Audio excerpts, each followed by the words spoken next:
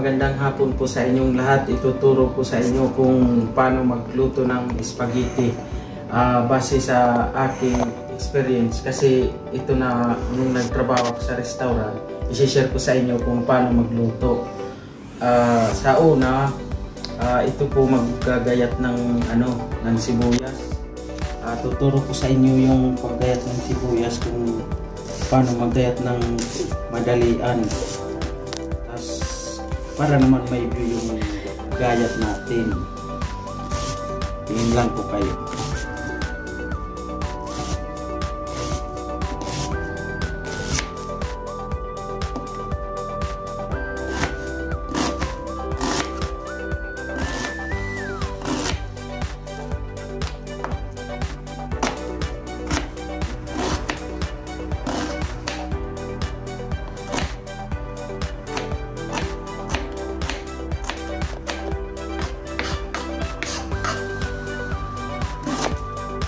Yung paggayat ng sibuyas, ituturo ko sa inyong mga ingredients. Una, mayroon tayong ditong karne ng baboy na giniling, tapos hotdog, tapos cheddar cheese. Yung cheddar cheese, i-explain ko sa inyo kung paano ito mamaya ilagay, kasi ito yung nagpapalasa. Tapos mayroon tayo dito 2 spoon na asin, tapos meron tayong 2 spoon na pinong paminta, tapos ito yung 500 grams na spaghetti sauce, tapos ito yung ketchup 400 grams, tapos ito yung hotdog. Mamaya ito pa yung pagluto pala para maging healthy kayo. Yung gagamitin natin yung G-oil, 200 grams yung gagamitin natin mamaya. Tapos yung pasta mamaya, explain ko na lang kung paano ito yung luto. Umpisa natin na po itong sibuyas, ilalagay natin ito. Tingnan lang yung ito ng mabuti.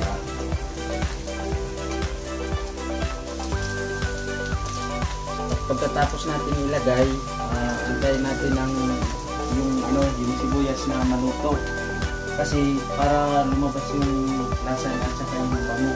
Antayin natin maluto, tapos bago natin ilagay yung karne.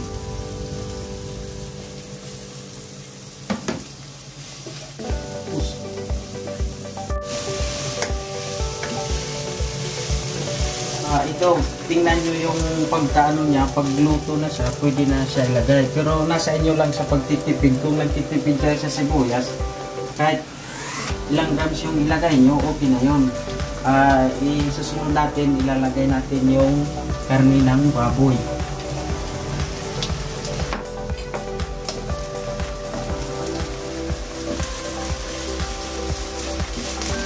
Tapos, antayin natin itong maluto yung baboy. Ito na yung pinalabasan yung pinalabasan ng karne. Luto na. Susunod natin na ilalagay yung asin.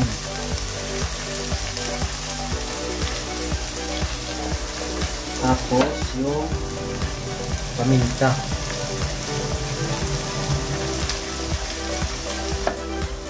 After 5 minutes, ilalagay natin yung hotdog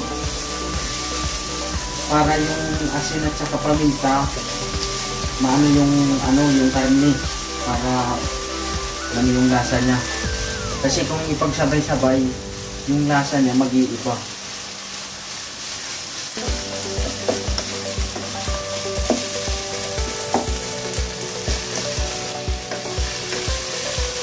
Sunod, ito na yung hotdog.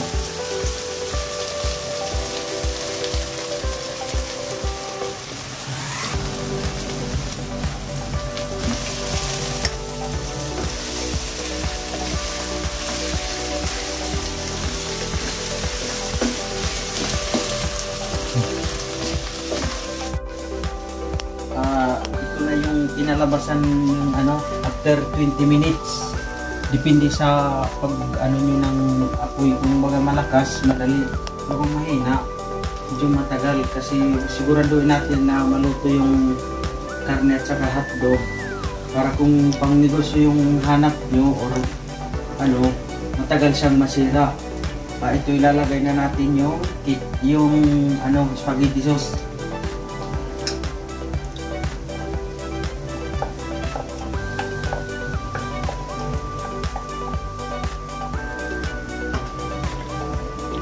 Sunod yung ketchup, pero yung iba naman nasa kanila lang, yung iba naglalagay ng ketchup, pero nung nagtrabaho ako standard, dinahaluan talaga namin ng ketchup. Ito na, ilalagay natin yung ketchup.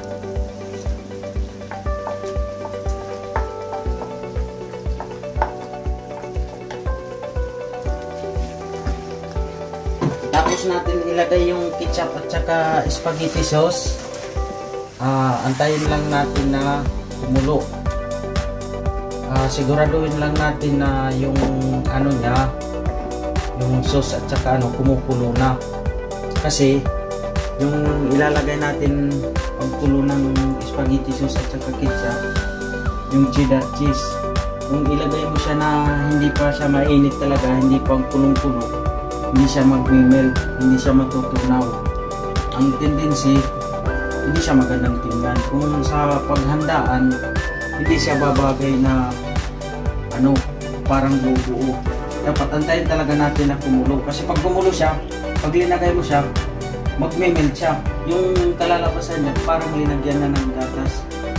Yung sa experience ko, hindi talaga linalagyan ng gatas para kung hindi madaling mapanis yung spaghetti sauce.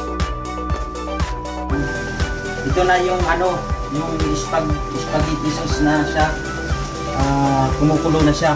Sigurado talaga na kumukulo para pag lagay ko nito, magme-melt siya. Tingnan nyo.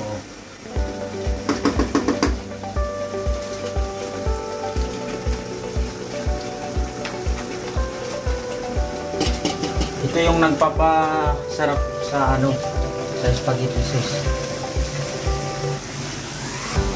Makikita nyo na maano siya, pumuputi kasi nagme-melt siya.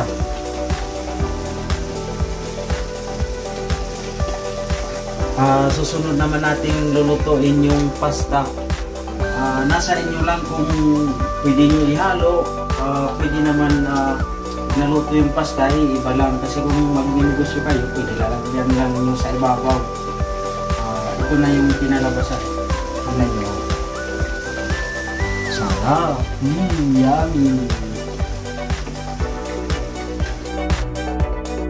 Tapos na yung pasta niya. Bali, siya, 12 minutes. Luto na siya. Isasalin dito para siya palamigin. A few moments later. Ito tapos na yung spaghetti sauce at saka pasta. Ihahalo na natin. Yummy!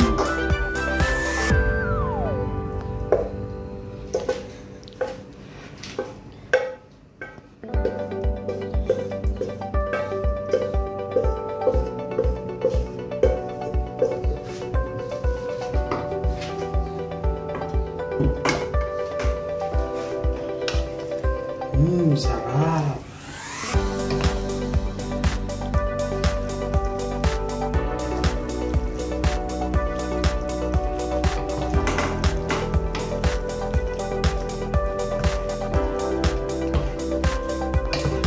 A little longer than a few minutes later.